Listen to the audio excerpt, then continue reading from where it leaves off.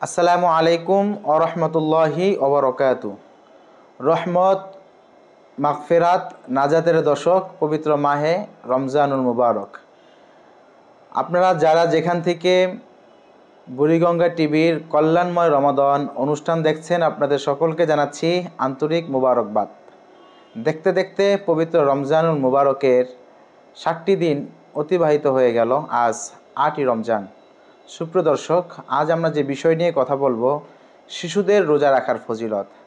আমাদের ঘরে যে সকল শিশুরা রোজা রেখেছে, এখন অনেকেই রোজা রাখা বন্ধ করে দিয়েছে।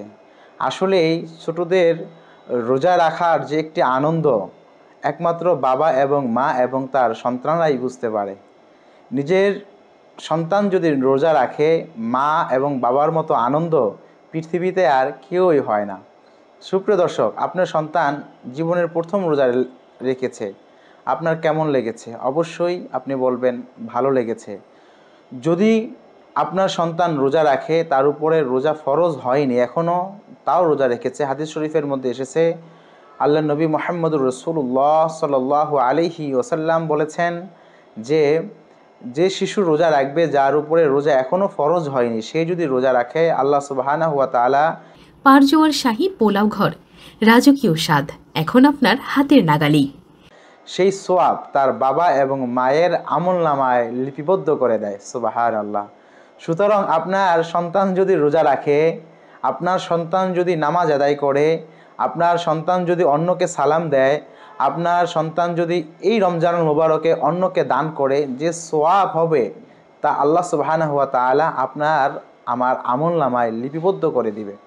সুপ্রিয় দর্শক, একটি বিষয় দেখেন, রাসূল করিম সাল্লাল্লাহু আলাইহি সাল্লামের সময়ে মুসলিম শরীফের মধ্যে হাদিসখানা রয়েছে, রাসূল করিম সাল্লাল্লাহু আলাইহি সাল্লামের সময়ে তারা বাচ্চাদেরকে খেলনা দিতেন, যেন তারা তাদের সন্তানদের রোজার যেন পূর্ণ হয়। তাদের যখন ক্ষুধা লেগে যেত, তখন তাদের এই ক্ষুধাটা ভুলিয়ে রাখার জন্য বিভিন্ন ধরনের খেলনা তাদের হাতে তুলে দিতেন, যেন ইফতারি খুব দ্রুত চলে আসে। এই খেলনা খেলতে খেলতে সেই শিশুরা খাবারের কথা ভুলে যেত, তাদের রোজাটা পূর্ণ হয়ে যেত, বাবা মা সেই সওয়াব পেয়ে যেতেন। সুবহানাল্লাহ। সুপ্রিয় দর্শক, আপনার সন্তান কি অবস্থায় আছে একমাত্র আপনিই ভালো জানেন। আজকের শিশু আগামী দিনের ভবিষ্যৎ। পবিত্র কুরআনুল কারীমের মধ্যে আল্লাহ সুবহানাহু ওয়া তাআলা ইরশাদ করেছেন, ইয়া আইয়ুহাল্লাযীনা আমানু কু আনফুসাকুম ওয়া আহলিকুম নারা। হে ঈমানদারেরা, তোমরা জাহান্নামের আগুন থেকে বাঁচো এবং তোমার পরিবার পরিজনদেরকে জাহান্নামের আগুন থেকে বাঁচাও। আপনার অধীনস্থ যারা রয়েছে, আপনার সন্তান, আপনার ছোট ভাই, আপনার স্ত্রী, এরা যদি জাহান্নামের আগুনে যদি জ্বলে, আপনার কেমন লাগবে? আপনাকেও জাহান্নামের আগুন থেকে বেঁচে থাকতে হবে, তাদেরকেও জাহান্নামের আগুন থেকে বাঁচিয়ে রাখতে হবে। একটি কথা আমি আপনাদেরকে পবিত্র মাহে রমজানুল মুবারক মাসে বলতে চাই, তা হলো, দেখেন, আমরা এই মোবাইলে নিজের স্ত্রীর ছবি ফেসবুকে দিয়ে অন্যকে দেখার সুযোগ করে দিচ্ছি। নিজের মেয়ে, যাকে দেখা কবিরা গুনাহ, আপনার মেয়ের বয়স হয়ে গিয়েছে, পর্দা করা ফরজ, আপনি ফেসবুকে তার ছবি আপলোড দিচ্ছেন। নিজের ওয়াইফের ছবি আপনি ফেসবুকে আপলোড দিচ্ছেন, বিভিন্ন জায়গায় যাচ্ছেন, মানুষকে দেখার সুযোগ করে দিয়েছেন।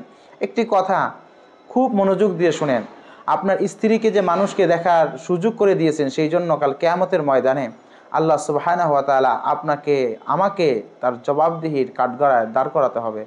আমাদেরকে আল্লাহ রব্বুল আলামিন জবাব চাইবে। এজন্য আমার সন্তান যেন বিপদগামী না হয়, আমার স্ত্রী যেন বিপদগামী না হয়, আমার অধীনস্থ যারা রয়েছে তারা যেন বিপদগামী না হয়, আমাদেরকে সর্বদা এই চেষ্টা করতে হবে। আমার সন্তান যেন মাদকাসক্ত না হয়, এজন্য এই পবিত্র রমজানুল মুবারক মাস এখনই হচ্ছে মহামূল্যবান সময়, মহামূল্যবান সুযোগ।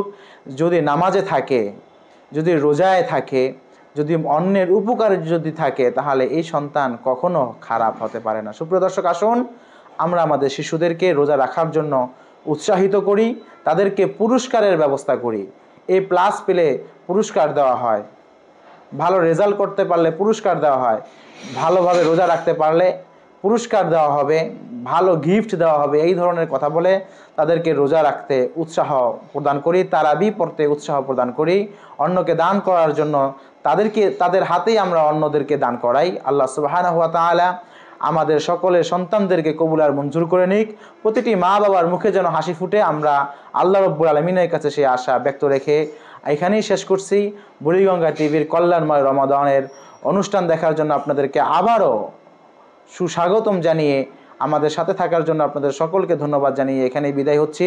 আসসালামু আলাইকুম ওয়া রাহমাতুল্লাহি ওয়া বারাকাতুহু।